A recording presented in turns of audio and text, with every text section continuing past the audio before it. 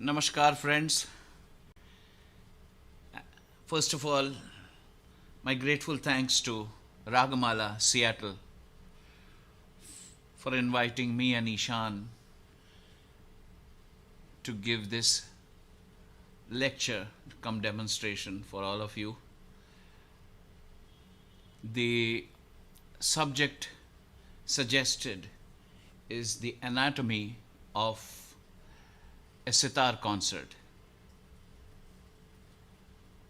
In other words, what all goes in a sitar performance.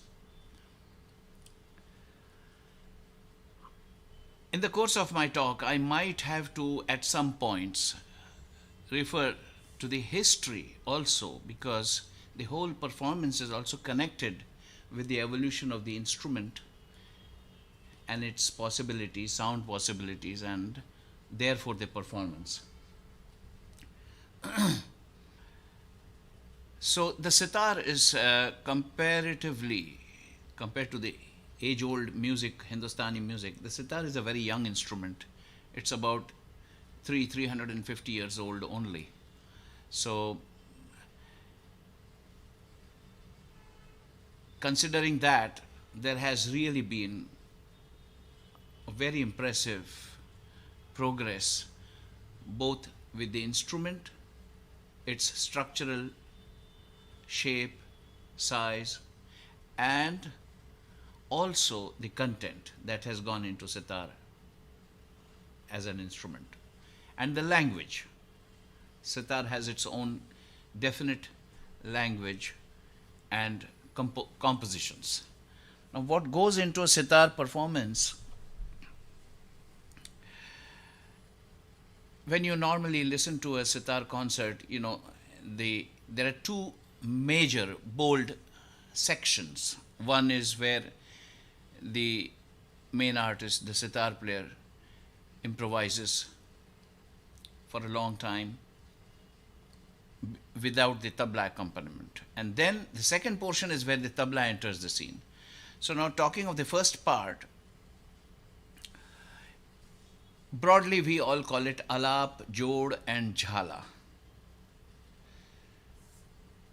But traditionally, since sitar and the sitar music has come from the other ancient form of stringed instrumental music called the Rudra Veena or the Beenkar Ang, so it will be necessary that I give you a brief idea about what used to be played in a Been alap. So, talking about alap, there are different kinds of alap that were prevalent, but today, essentially the alap is Swarasthan alap. That means areas where a certain note is an important nerve center of the rag, and you elaborate on that, improvise around that.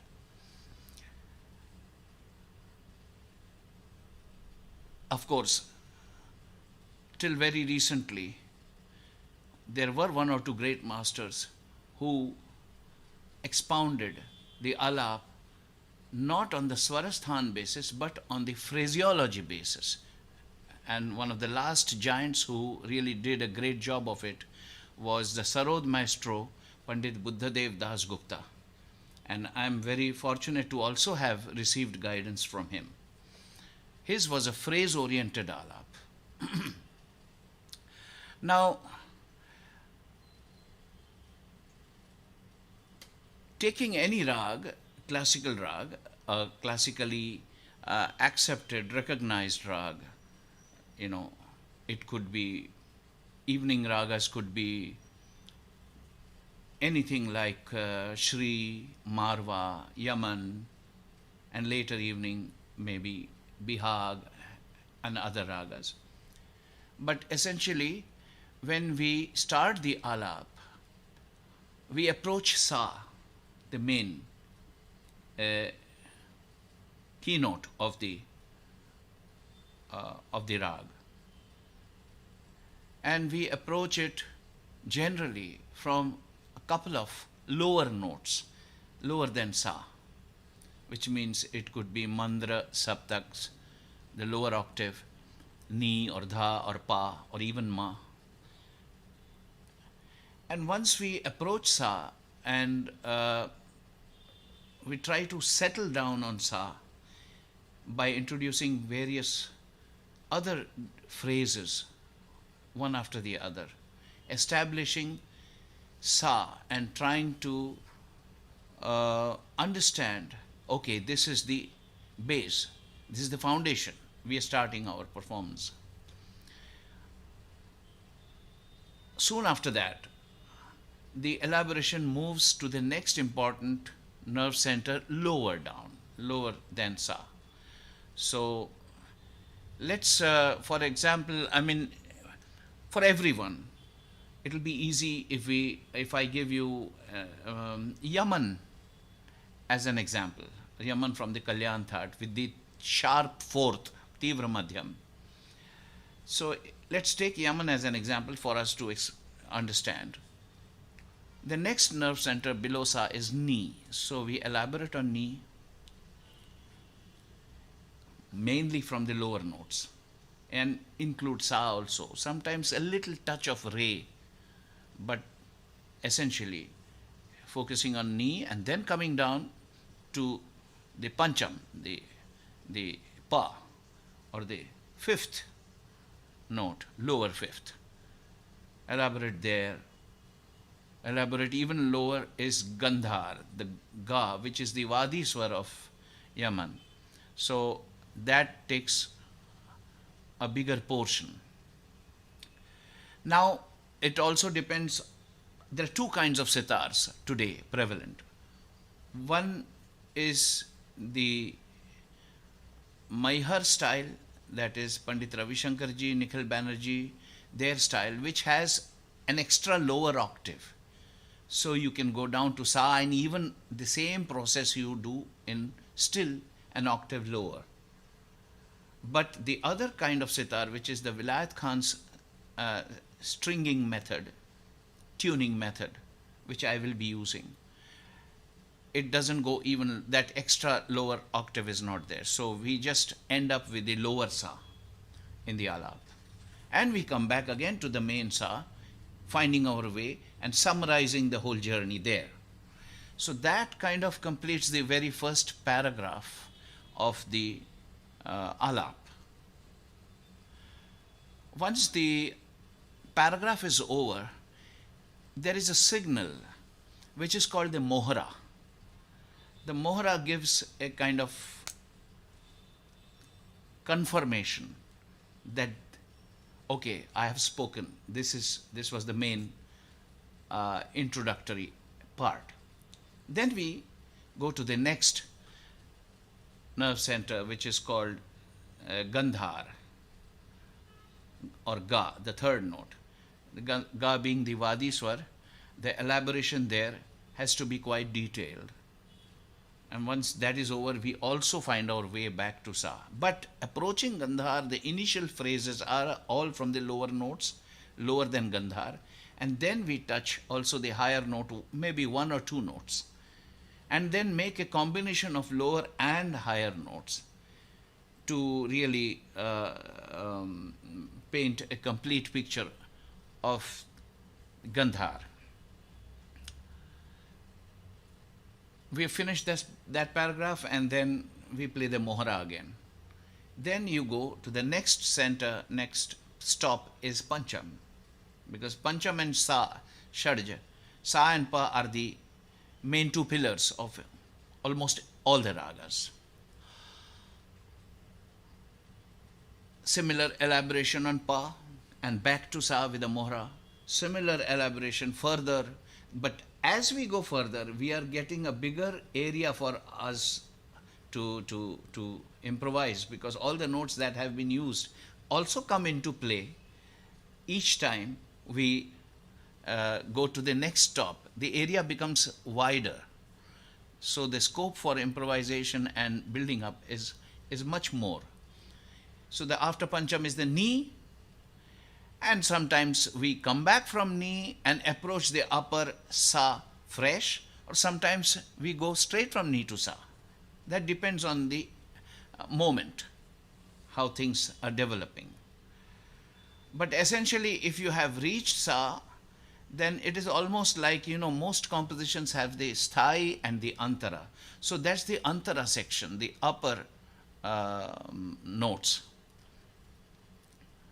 Sa, then we cover the upper ga also. Sometimes in a sitar, like vocal music, it can go maybe up to the upper fifth note, pancham. And then, important thing is that when we come back after having finished all this, it is very important to give a summary as you come back, instead of suddenly finding your way rapidly back to the main sa. So it's better to summarize the whole thing stage by stage and come back. Once the alap is over, then what we commonly know is jod. That means the pulse sets in. There is a kind of, when I say pulse, it's not rhythm. Rhythm and pulse they are two different things. Pulse is, there is an inherent ticking system. And we follow that, and that's not necessarily a certain number of beats or anything. It's just a click kind of a thing. And we repeat the whole alap once again. That's why it's called jod. Jod means jod alap, means a pair of the alap. So the jod is where we are bringing in the pulse, and therefore the rag movement becomes a little more active. Till then, earlier, the alap was more meditative, more contemplative.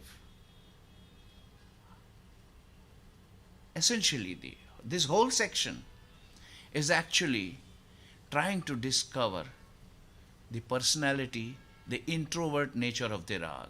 Rag, we worship rag just like a person. So we have, in our process of playing the alap, we are actually trying to awaken the spirit of the rag.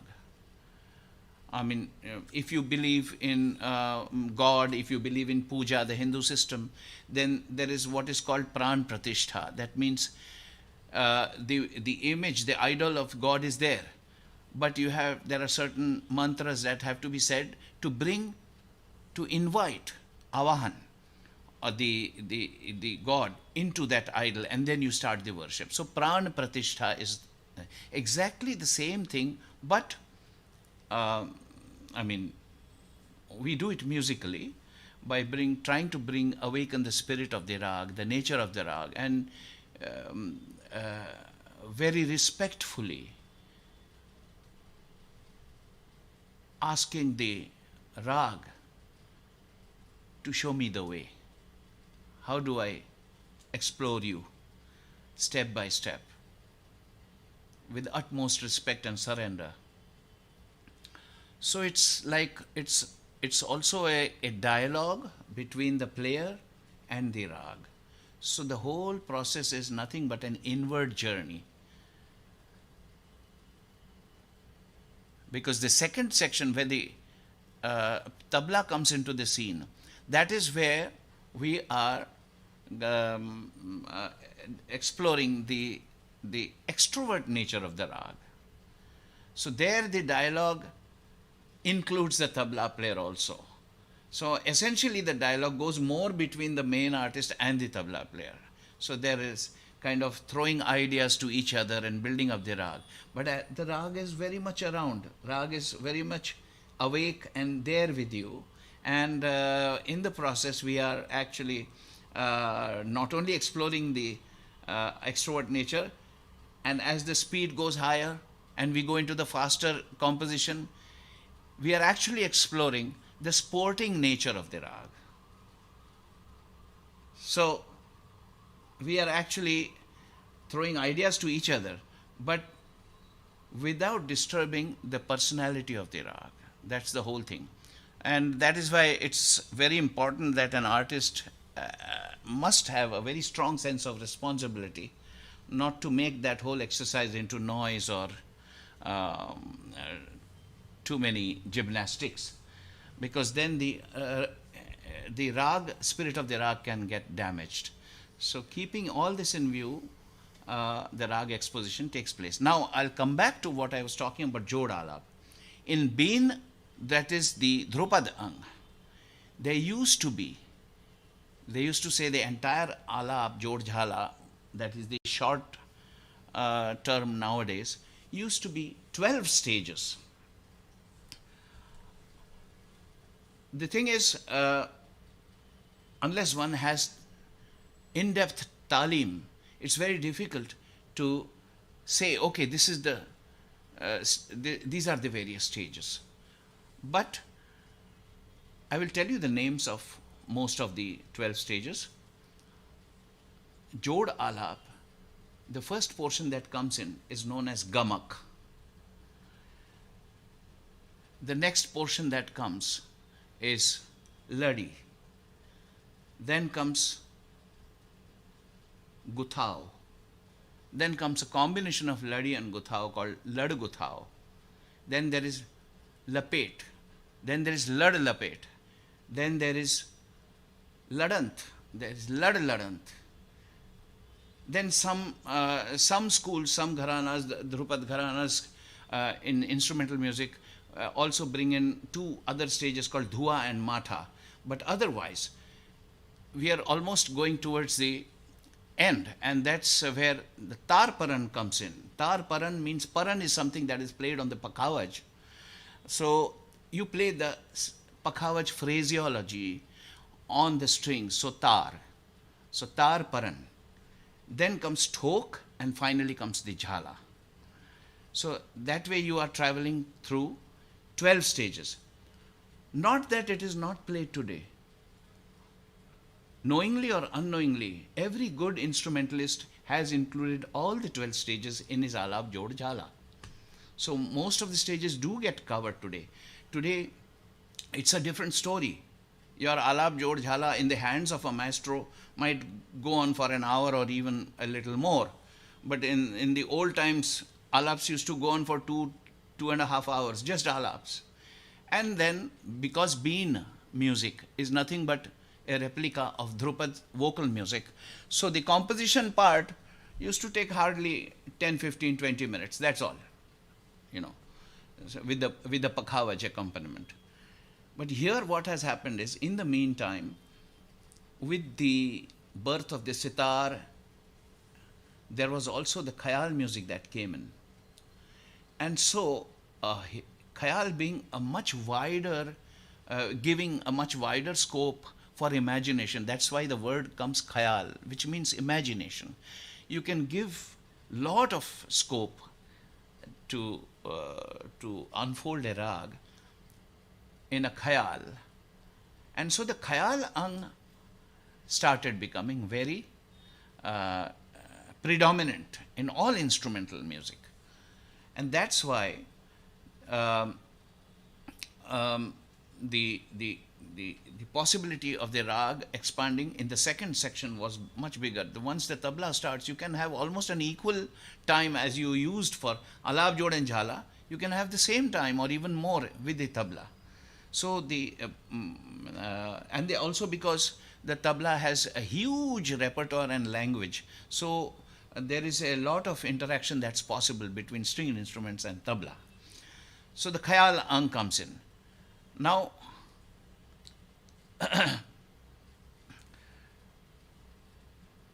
talking about sitar music, actually, what used to be played earlier, once the gut started, was I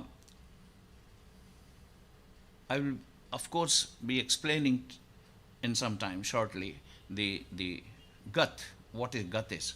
But once the gut starts, the tabla player comes in, then there are passages known as not only vistar, as we have in vocal music, but todas. That means phrases where the right hand strokes play a lot of different interesting patterns, games. Chand also comes in. And then at the last comes the tanas. Now, talking about the gut composition, Actually, nowadays people have got into this habit of saying Vilambit Gat and Drut Gat. Traditionally, this was not appreciated. It used to be clearly known as Masid Khani and Raza Khani Gat. Now comes a little bit of history that will be necessary. Why it is called Masid Khani? There was this person called Masid Khan who was the grandson of the sitar inventor. Sitar inventor, the credit goes to Amir Khan Khusro, not Amir Khusro. Amir Khusro lived in the 13th century, but Amir Khan Khusro lived in the 17th century. So there's a big span of 400 years where there's no mention in any historical records about sitar. So the name of sitar comes with Amir Khan Khusro, who was related, I think he was a cousin of Sadarang, Niyamat Khan Sadarang, the person who is credited for really opening up the doors of khayal music.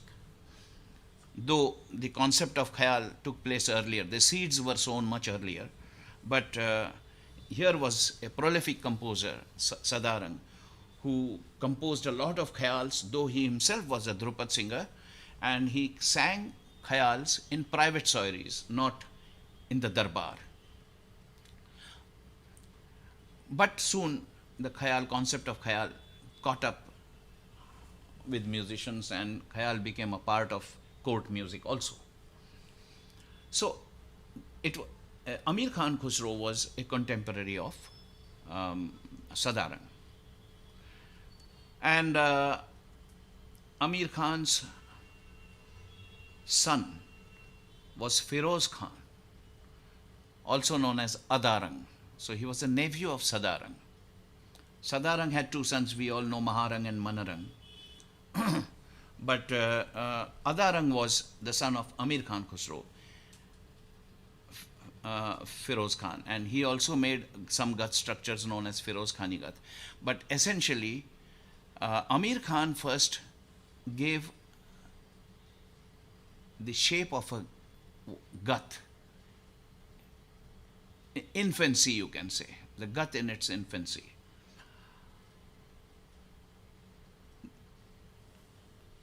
And I must tell you that it was around this time sitar still was not a solo instrument. Sitar used to be played, they used to play sitar sitting behind a vocalist, so giving an accompaniment. But the idea of Gat came into Amir Khan's mind, and we are very lucky there are a few Amir Khani Gats that are available, and I'll play one for you. The grandson was Masid Khan, and he gave finally a beautiful shape and a formula how to play this Gat. And that formula is so relevant today, it is so contemporary that we can't believe it was made 350 years ago. And I think it will remain contemporary for a couple of centuries more, definitely. Because all instrumentalists use this in the slow speed. And what is this formula? Let's say, I hope you can see my fingers, the positions. Each finger I will be counting 4 beats. 1, 2, 3, 4, 5, 6, 7, 8, 9, 10, 11, 12, 13, 14, 15, 16. Now, as we all know, the sum, the beat number 1 is most important. That's where everybody nods their head and, a lot of excitement comes in. But the Masid Khani Gat has a particular pattern played with the right hand. In the right hand sitar, we play da. There are essentially three main sounds. Da, inner stroke, outer stroke, ra. So you have da, ra, and there's a double stroke that gives fit within one unit is diri. So you have da, ra, and diri also. So let's say da, diri, da, ra, for example. Da, diri, da, ra, this way. Now, Masid Khani Gat structures are starting from 12th beat. Diri, da, ra, da, ra. Watch again. from 12. Diri da ra, da ra, diri da ra, da ra. And in real speed that happens on stage. Diri da ra, da ra, diri da ra, da ra. So now there are variations also in this. Sometimes an artist may do diri da ra, and then not da ra, but can do da diri da ra, another da diri da ra, and finally da ra. Possibilities are there. However, Masjid Khan gave a definite shape to the Amir Khani Gat. I'll play an Amir Khani Gat for you now, which is exactly this thing, but instead of starting from 12, it starts from 1. Da diri da ra, da diri da ra, da ra, diri da ra, da diri. So from 9 onwards, you will see that the Masjid Khani, you can clearly identify that. Again, da diri da ra, da diri da ra, da ra, diri da ra. I'll play a gat in Khamaj, Amir Khani Gat. And here also I want to tell you, the instruments in those times had much less sustain. The sound didn't stay long. And since there was no amplification in those days, it was played in small rooms or in a darbar. And so the table, or known as the tabli, used to be much thinner. So the sound reached a little more. Now it has been thickened because of the microphones. We can't have those sitars play with mics nowadays. So many other changes have come in. That's just one. So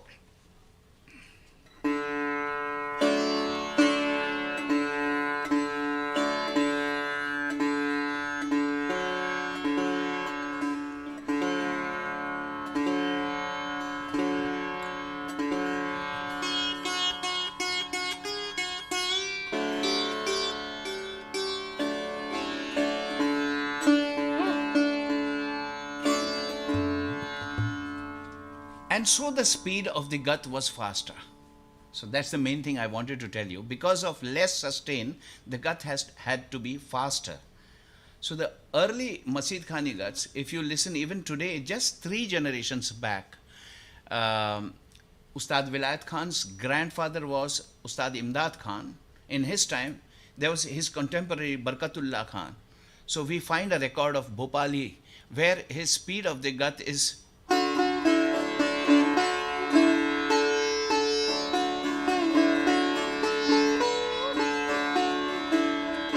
speed.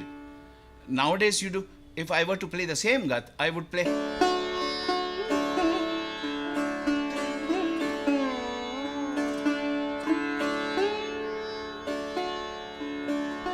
because of sustain.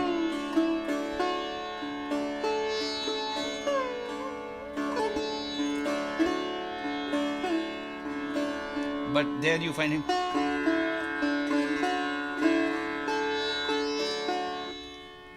Even the music was so simple and so innocent in those days.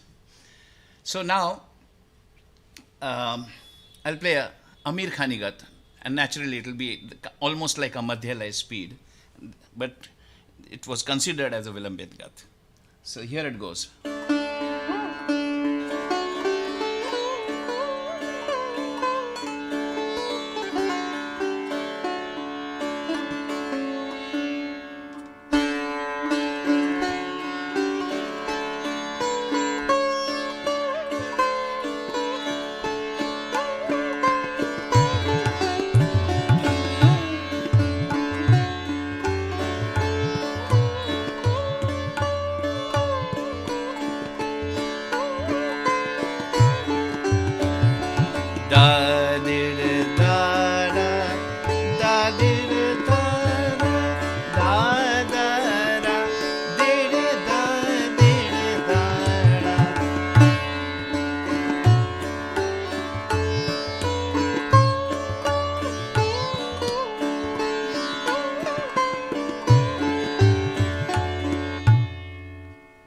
So that's an Amir Khani Gat.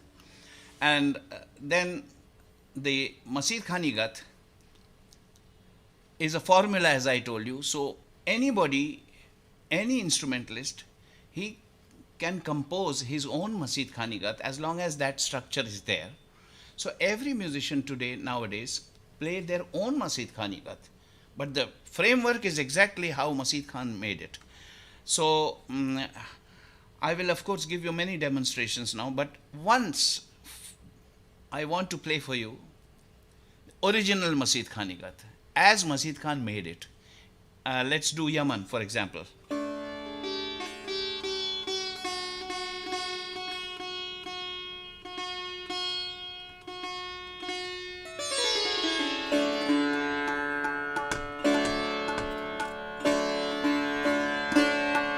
Masjid Khan's original Gat.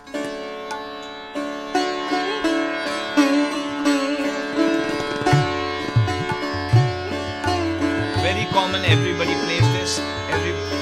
All students are taught this right in the beginning.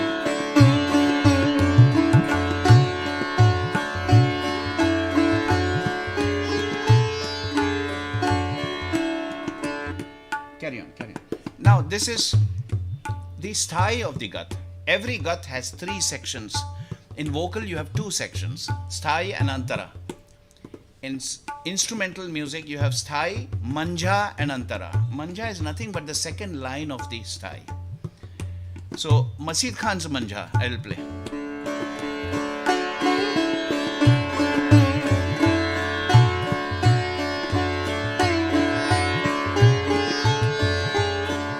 Manja.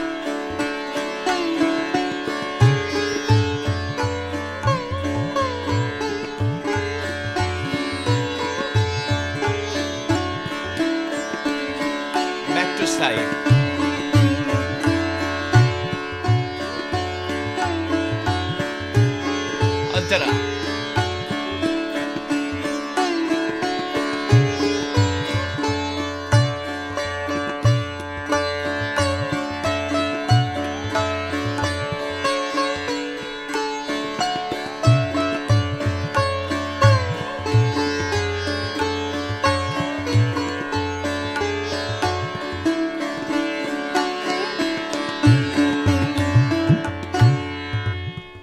The same Gat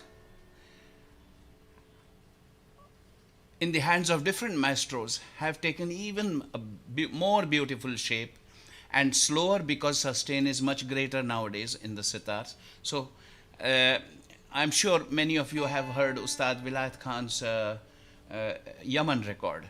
The same Masjid Khani Gat he plays in his own interpretation. Here it goes.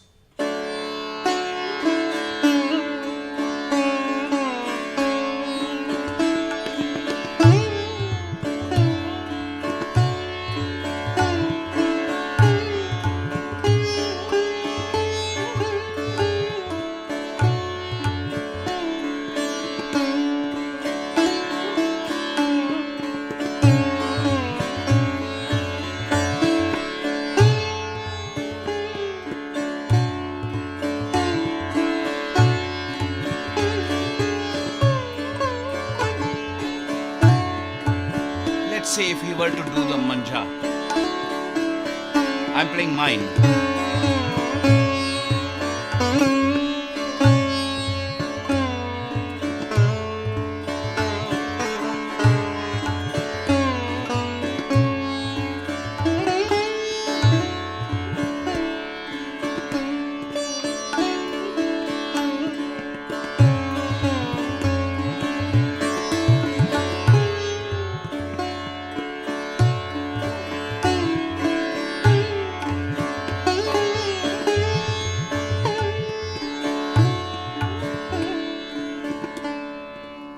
So the same Masjid Khani Gat has a different expression. The skeleton is exactly the same. There's no compromise in that. Now, this was popularized more because of Vilayat Khan Sahib's record. Let's listen to a Gat by Pandit Ravi Shankar ji, composed Masjid Khani Gat, played by Ravi Shankar ji.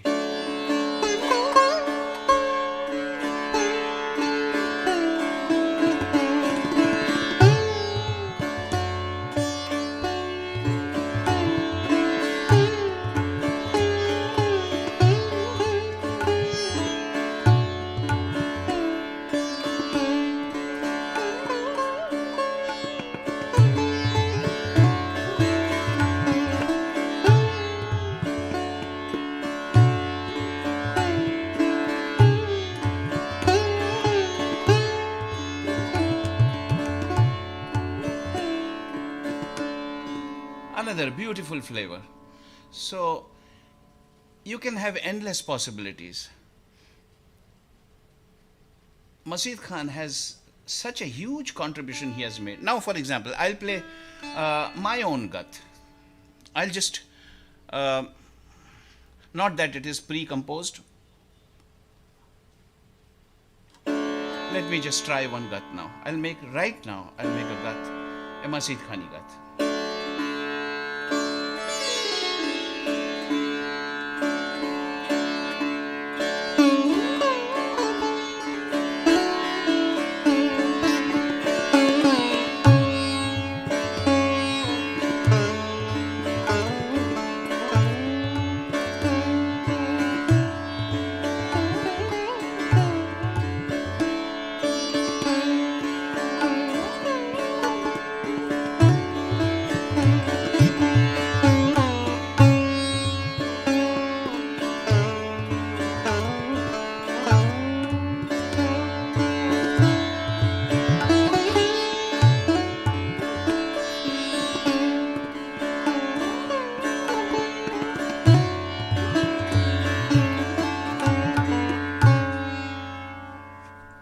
I can try still more.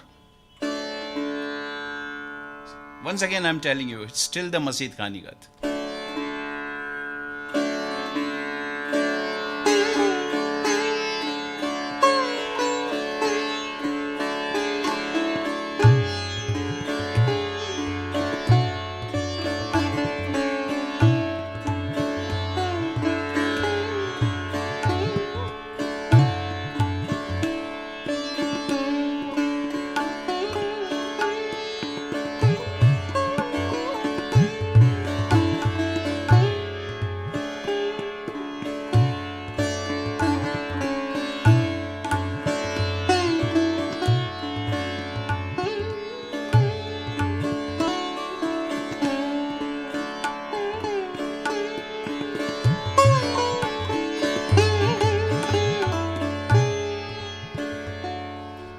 So,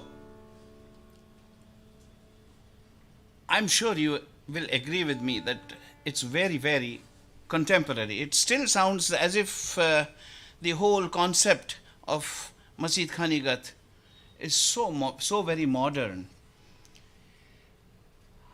Now, as I told you some time back, that once the gat starts, then the Vistar comes in. Vistar means further exploration of the rag, but with the rhythm going on simultaneously on the tabla. So you are within a framework, 16 beats, teen tal. So you are within that framework, and you are further expounding the rag, and not necessarily playing the alap all over again, which happens in Vistar in the khayal music. That's because in khayal music there's no alap. You just start with a few phrases and then you start the slow composition. So all the alap is done within the khayal composition. But here, it's pointless repeating the whole thing, a whole exercise. So you bring in little rhythmic designs, rhythmic patterns. Sometimes play with chand. Chand means rhythmic, definite patterns. Or you even play cross rhythms. So something like, let's say you're going at 1, 2, 3, 4, 1, 2, 3, 4, 1, 2. You can play cross like 1, 2, 3, 1, 2, 3, 1, 2, 3. Or you can go 1, 2, 3, 4, 5, 1, 2, 3, 4, 5, 1, 2, 3, 4, 5, 1, 2. Or you can go 1, 2, 3, 5, 1, 2, 3, 4, 5, 6, 7, 1, 2, 3, 4, 5, 6, 7, 1, 2, 3, 4, 5, 1, 2, 3, 1, 2, 3, 4, 1, 2, 3, 1, 2, 3, 4, 1, 2, 3, 1, 2, 3, 4. You can play with rhythms, cross rhythms. And because there is in so much of play, rhythmic play, there is a lot of scope for the tabla player to participate. Now when the gut starts, what really happens? It's very interesting. Till then the alap was over, so I'm sorry, I'm going back, but this is necessary to paint the full picture. Here the alap Jod Jhala is over, so there it was your own, your alone, your it's a solo journey, and You get drowned into the rag, and the rag shows you the way, and it's meditation. And even the listeners fall into a state of meditation and contemplation, including the accompanist. Everything, just the whole atmosphere is has become one unified line. And then when the gut comes and the tabla player readies himself, tunes the tabla, puts a little powder, and then he's ready there. What actually happens is the gut starts and the tabla player enters the scene. So it's something like, if I were to tell you, the tabla player rings the doorbell, you open, oh, hello, hello, come in, been a long time. So the tabla player says, well, I was just going by, I thought I'll just drop down and say hello. Oh, come in, let's have tea, and so. So there is a conversation that begins. Both forget the time. That tabla player had to go somewhere, but he dropped by, he rang the doorbell, and then it's a proper, full conversation. So he tells you something. And what is that? That's an introduction. No, that I was going by, I just wanted to say hello to you. So that's the first solo that he plays on entry. That gives you an idea, and then you also kind of update him. Okay, from my side, this is what has been happening. And so you play a whole paragraph. And then the idea goes further. He replies back. So you are actually, both the artists are actually building up a certain idea. I give my thoughts, he gives his thoughts, and finally there's a beautiful discussion that happens. And what are the elements that go into it? As I said, rhythmic vistar, todas, that is a lot of right hand design patterns, and he also replies. And then you go into tans, faster portions. There also he gives replies. So that conversation is very important with the tabla player. Now, if a tabla player were to just play the theka only, you can't call it a conversation. You're making him sit there and you're telling him all your happy and sad stories, and he just has to sit and listen. So there has to be some give and take. But again, there are sometimes some ragas or some particular melodic build-up such that the tabla player does not need to talk in the middle, because it's a very engrossing thing. So it can happen that a sarod or sitar player has played a long passage, a lot of things he has done, and tabla player was just playing theka all the time. That does not mean that he didn't give him a chance to talk. It just, the subject was so engrossing that it went on, the melody. So that is also part of, in a way, a part of conversation, because there you're talking and he's listening to you. Then comes the drut. And when we say drut, we normally say traditionally Raza Khani. Who was Raza Khan? Raza Khan came about 2 or 3 generations after Masjid Khan, but he was not from the family. He was a disciple maybe of this family. This family which came down, they are all nothing but a branch of the Seni, Tansen family that came down. When I said Amir Khan, Khusro, Sadarang, all these were, if you trace the lineage back, it goes to Mian Tansen, the 16th century revolutionary musician. Raza Khan, his name was Ghulam Raza Khan. He was from Lucknow. Masjid Khan was from Delhi. Ghulam Raza Khan felt that since the Masjid Khani structure, in fact, the Masjid Khani and the Raza Khani names didn't come in their lifetime. It came about a century after they passed away, the name Masjid Khani. So till Raza Khan created a new style, there was no mention of the word Masjid Khani. It came because Raza Khan created a new design, so the earlier design was known as Masjid Khani. Now, Masjid Khan's idea came from Khayal music. In the meantime, Tarana music caught up, Tarana compositions. In vocal, you have Na dir dir da ni ta na na tom ta na de re na, for example. So, Raza Khan borrowed this idea and applied it to sitar, and so you had da dir da da da da da da da da da da da da dir da da da da da da da da da da, right hand pattern, or dir dir da da dir da da da da da da dir dir da da dir da da da da. Raza Khani got start from different points, sometimes from Khali, that is the ninth beats in a teen tal, sometimes from 7, sometimes from 1. There are different Raza Khani guts, different patterns, but the whole idea is bringing Tarana into the scene. So even Raza Khani Gat has exactly the same thing. A good sitar sarod player can always make his own Raza Khani Gats. I'll make one right now. Since we are on Yaman, let me make one Raza Khani Gat for you. The formula is by Raza Khan.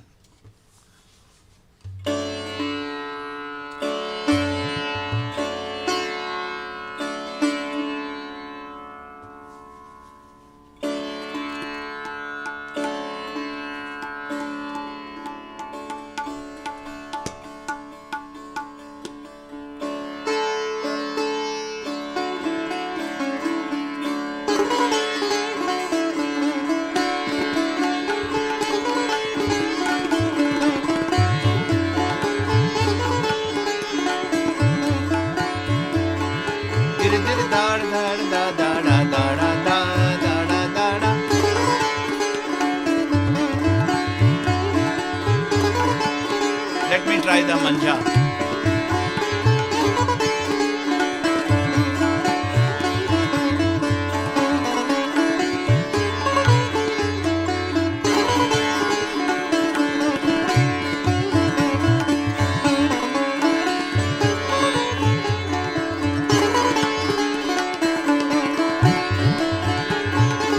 I'll try an antar also.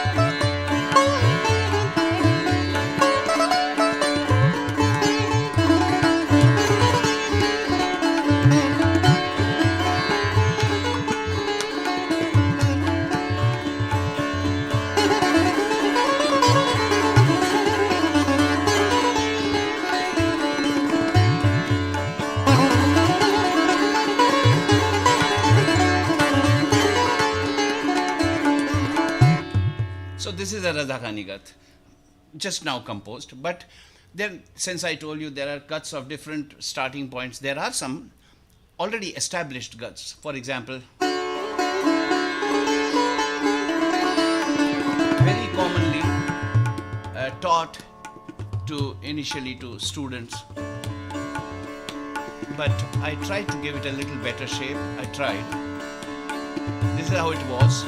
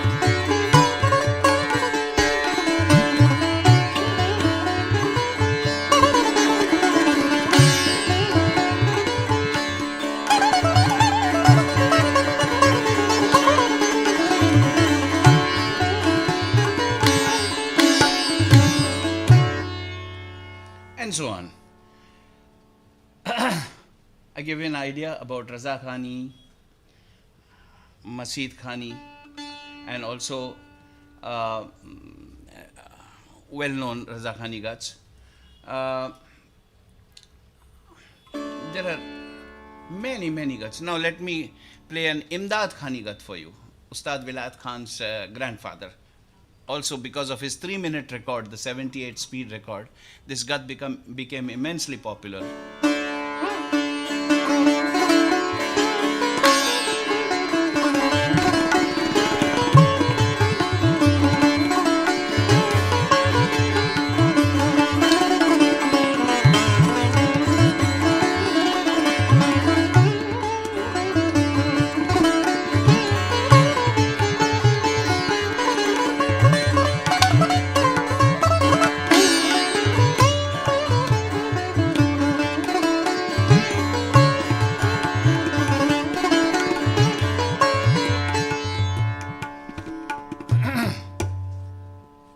This is Imdad Khan Saab's composition.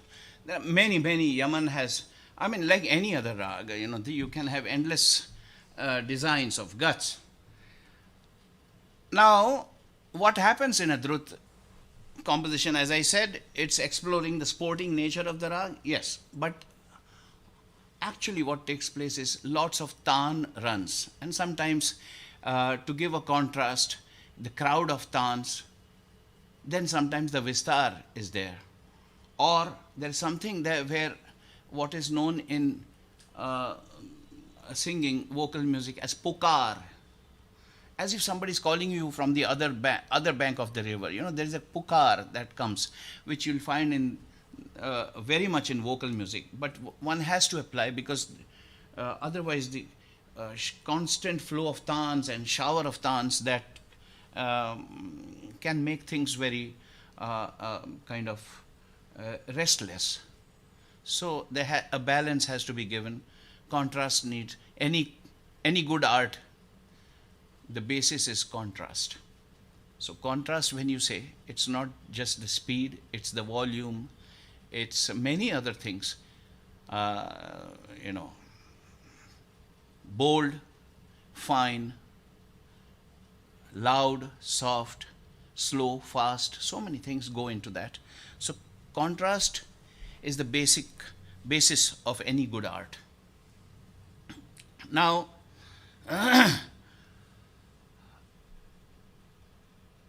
in instrumental music, unlike in khayal, one can accelerate the speed after the tans and really take it fast, as fast as your fingers go, and then it really goes very fast, and nadindina, nadindina, nadindina. Then the last portion is the jhala that comes in. This jhala is a little different from the alab jhala, because otherwise it will be a repetition, the whole exercise. Alab jhala is different. It's played in the reverse pattern. The gut jhala straight pattern is da on the main string and chikari strings, da, ra, ra, ra. Or now for your understanding, I'll say da, chik, chik, chik, for example. But in alap, it's the other way, chik, da, da, da, chik, da, da, da, chik, da. So there's a big difference between the two jhalas.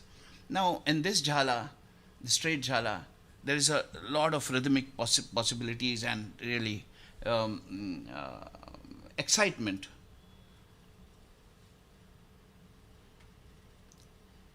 Ideally,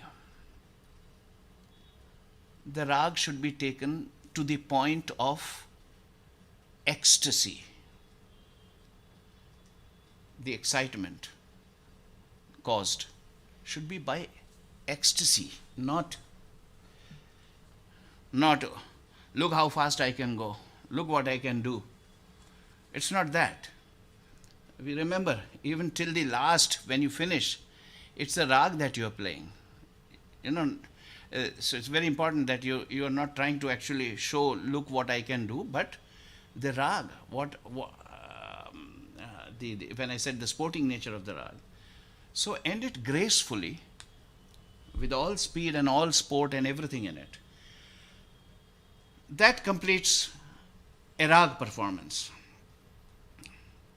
In a sitar performance, sarod performance, what happens is, if it's really a long concert, one takes a shorter rag, another as a different piece, another change the rag, play a madhya lay composition, or change the tal, maybe ek tal, maybe jap tal, maybe rupak, whatever.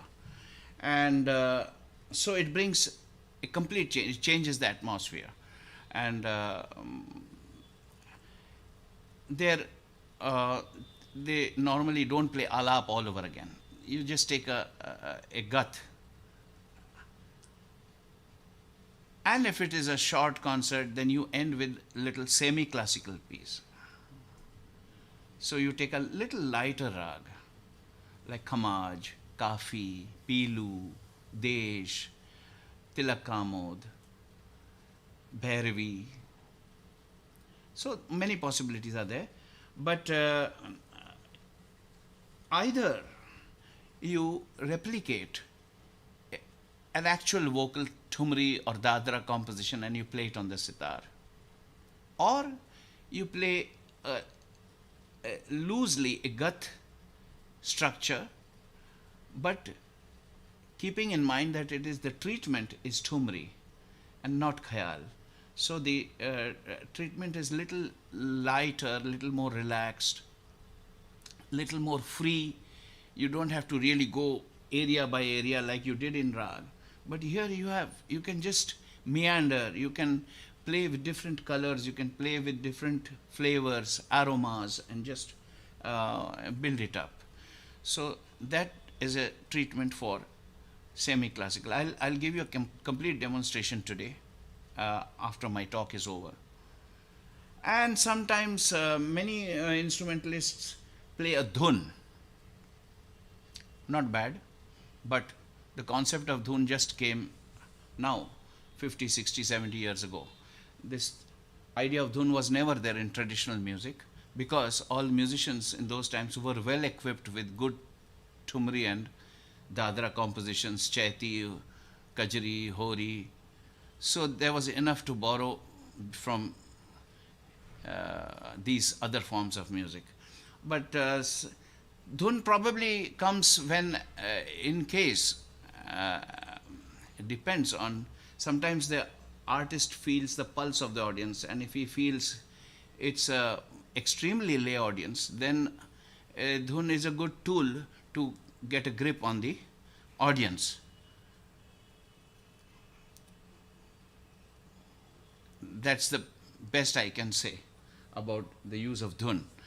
And now, at the end, after my performance, the floor will be open to question-answer sessions at the end. So see you now. We just give a little break. I retune my sitar and I join you just now with the guts, the alap, the entire performance of a rag.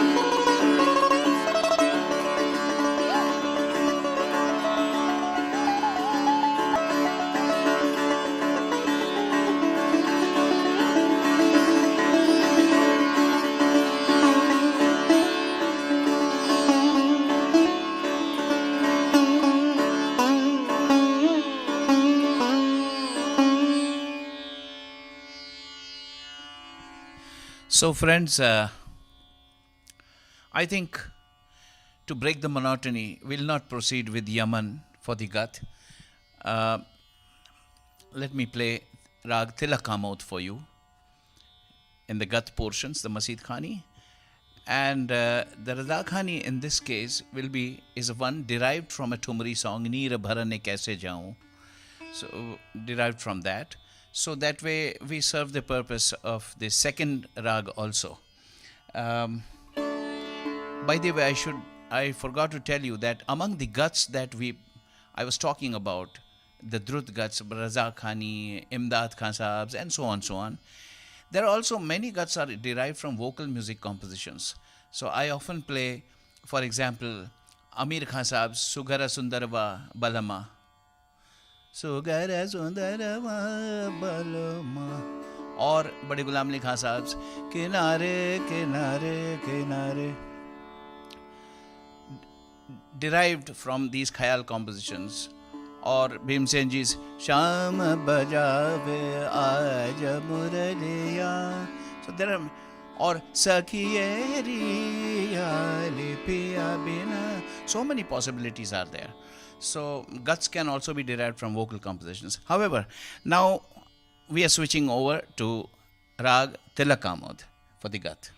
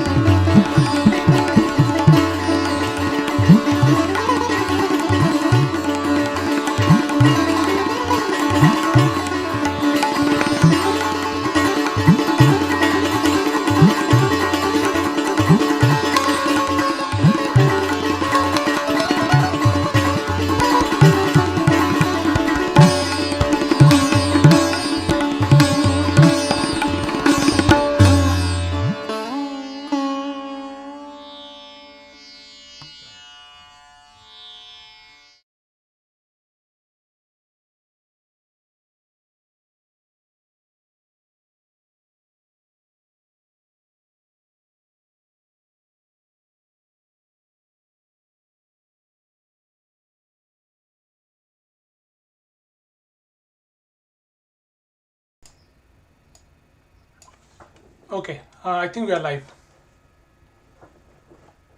Good evening. That was a wonderful concert. And are we on?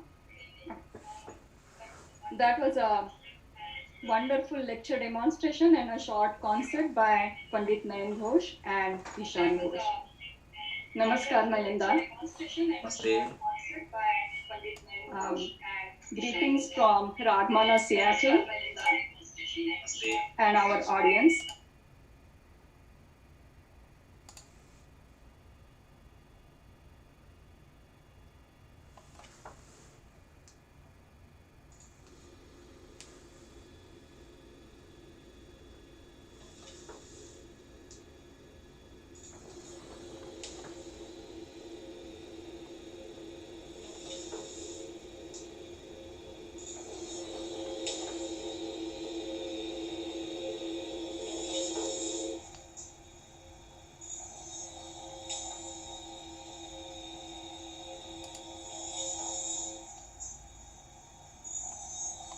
Uh, Todas are more right hand complex patterns that are executed once the gut starts, once the gut Sai Mantantara is played.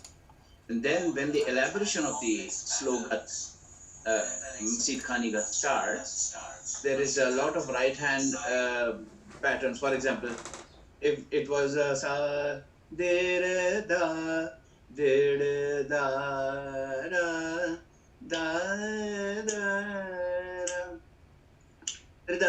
da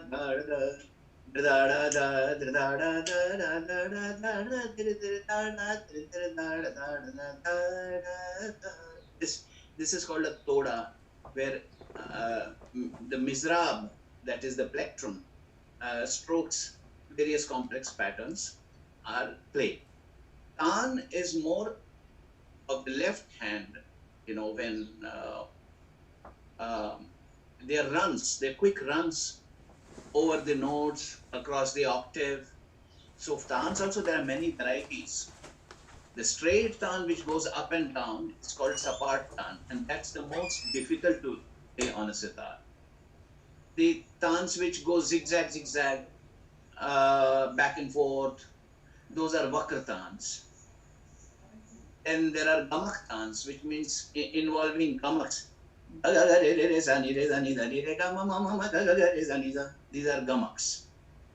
Then there are chuttans, which means sudden jump across a big set of notes, like sani, sani, gare, sani, re, sani, sa, da, ba, ma, ba, ma, gare, sani, re, sani, da, ba, ma, da, ba, ma, gare, sani, sa.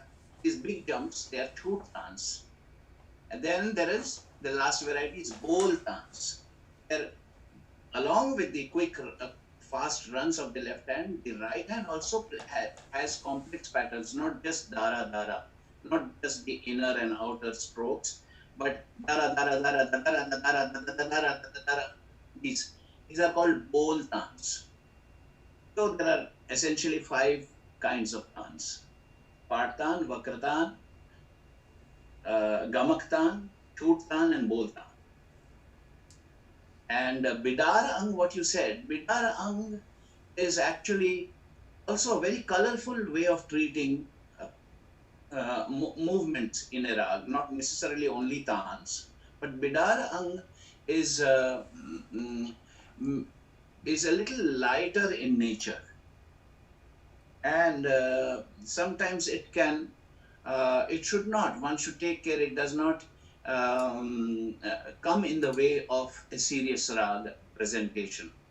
So Bidarang is just making it very colorful movements, lots of crisscrosses there, but essentially it is giving surprise and colorfulness. One of the things that we didn't get to see today in lecture demonstration is what an accomplished tabla player you are. So we all know Nanda is a very highly accomplished tabla player. So the question is, how has that helped you? It's that deep tabla, like cross training that has helped you enhance your sitar music. What is the role of that tabla training has played in your sitar training? Ah, ah. Now, honestly, I have never consciously used my tabla training or my tabla repertoire in my sitar performances. If at all subconsciously it just comes in, that's another thing. But when I play sitar, I try to play sitar on sitar and not tabla on sitar, which sometimes can become a tendency also. But I try to avoid that so that the sitar language is pure. And of course, there are so many interesting chand that you can borrow from tabla. For example, sa, sa, da, da, da, da, da, da, da, da. This has come from tabla. Din, da, da, din, da, da, din, da, da, da, din, da, da.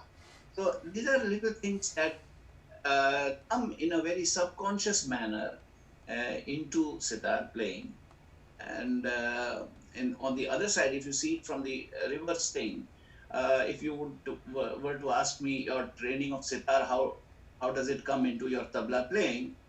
I'll say it's not the sitar playing, but it's the idea of rag, the whole talim that I received, the knowledge of ragdari, love for melody, and the joyfulness of melody. I to try to bring that in my tabla in a different way. Try to make my percussion music more musical,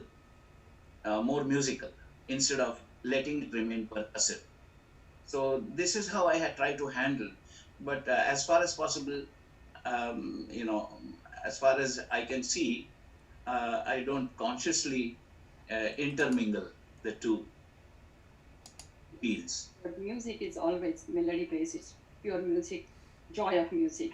Absolutely. Thank you so much. Thank you. Another question is, can you talk about Firoz Khanigat? Is there any structure in Firoz Khanigat?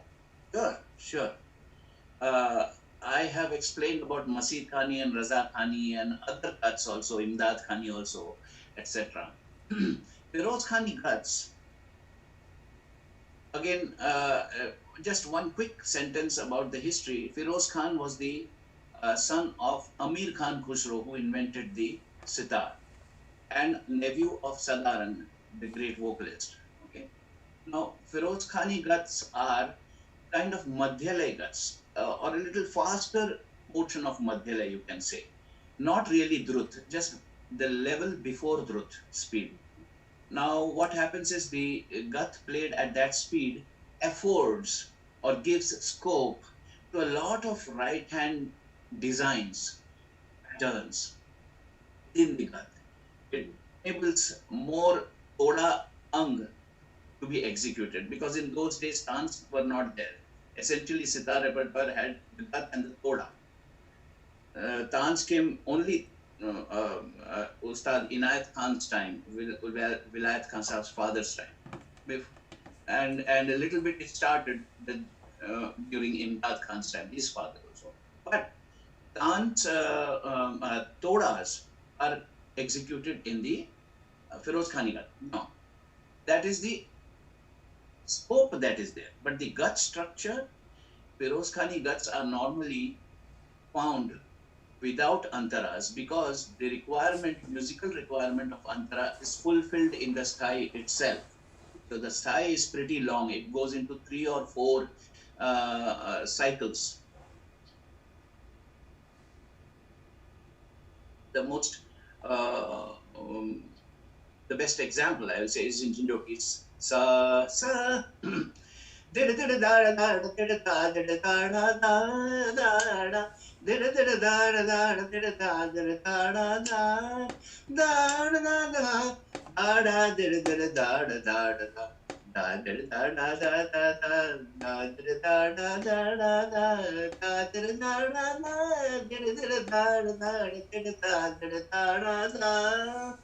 So in this, you'll see that the requirements of this thai, of the manja and the antara is all covered in this musical. And now the toda, because of the speed, So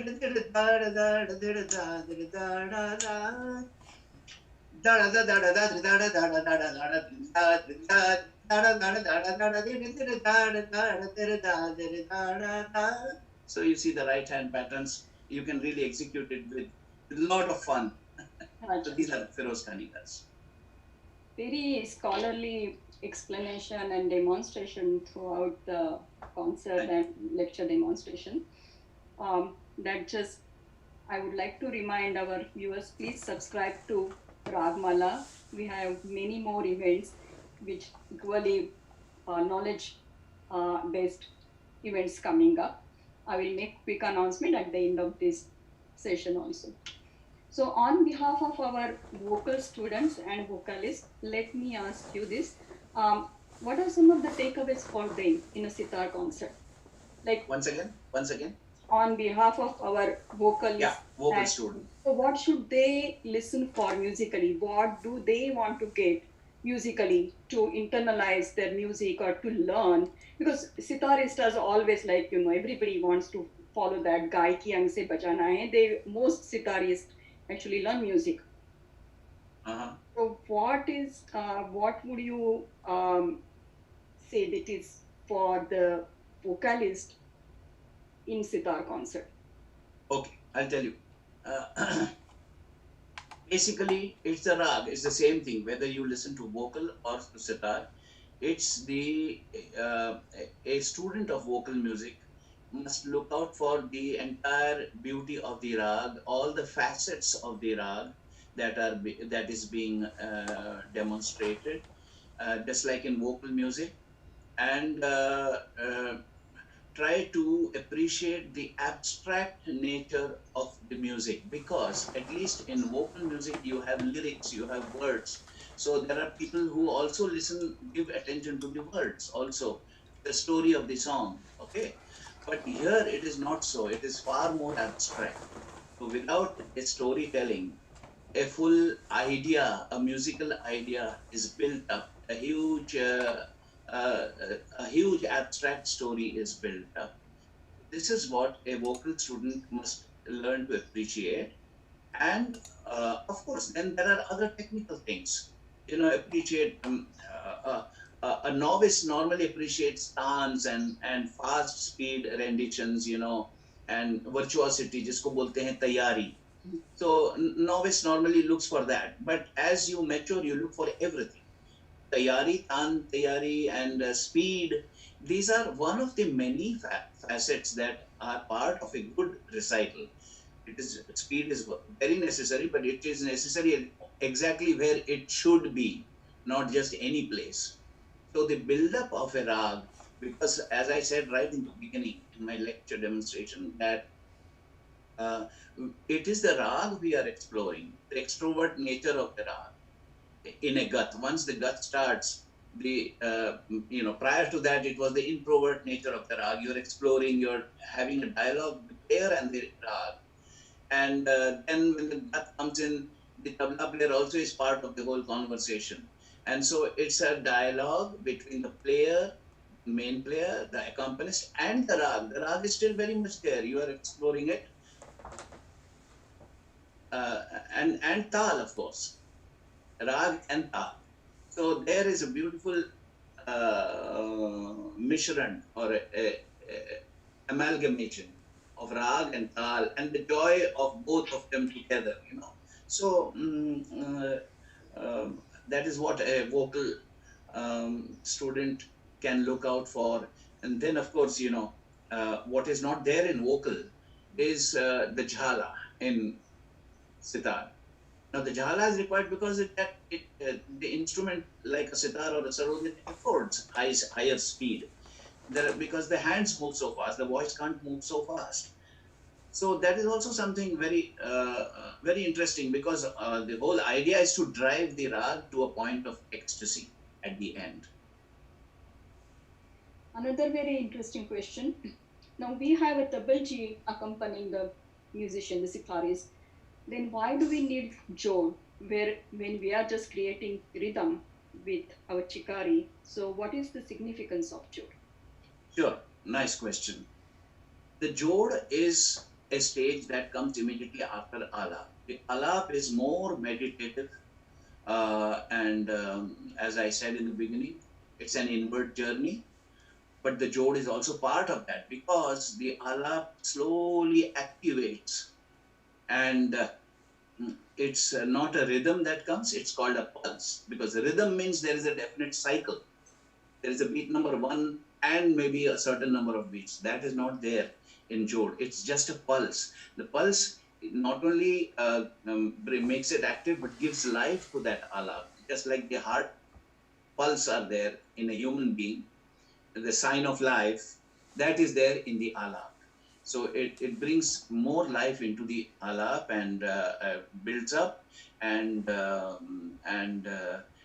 takes the whole alap to a different level, a different facet of exploration. Thank you, Nimla. Another question is, you talked about Masjid Khanigat and the structure, dirada, dirada, dirada, dara. So the question is, these days we don't find musicians following, or they don't rather stick to that structure when performing. So is that a new way? Is it becoming a new way of performing the art, or what is your opinion, or what is your advice rather on No, that matter? yeah, I'll tell you, by and large, people do follow the structure because the basic structure is from the 12th beat, de, de, ra, da, ra. Again, de, da, ra. That is followed. The framework is followed, but it can happen that at places where there is a ra, the sitar player may not have played a ra, he may have played a da. That's okay. That's because of a particular tonal requirement that he wants at that time, at that moment. So, da da da da da. Now, suppose he has not played ra there. That's fine because the structure is there. Da da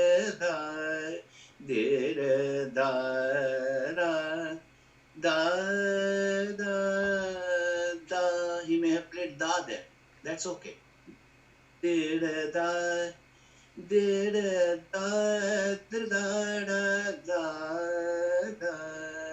da. Okay, so playing a da in place of ra is very natural and very normal. But other strokes, the da, for example, it's nothing. It's a way of ornamentating the earth. You put ornaments on the earth, so it looks more beautiful. That's Wonderful. I believe that's all the time we have today. So thank you again. Thank you very much from Ragmala and the audience. That was very scholarly and very well collected lecture demonstration. Thank you. It was a pleasure for me to perform and talk to all of you, all the members of Ragamala Seattle and the viewers. Thank you for being together. Before we conclude this session, I have an announcement from Ragmala about our next event. It is Raga Parichaya. It's going to be on Saturday, February 28th, and the guest musician will be Pandit Hemant Pense, and he will be talking about Rag Bhairav. That is Saturday, February 20th, on the same channel, Raga Parichaya. Thanks again. Thank you very much for joining, and have a wonderful day.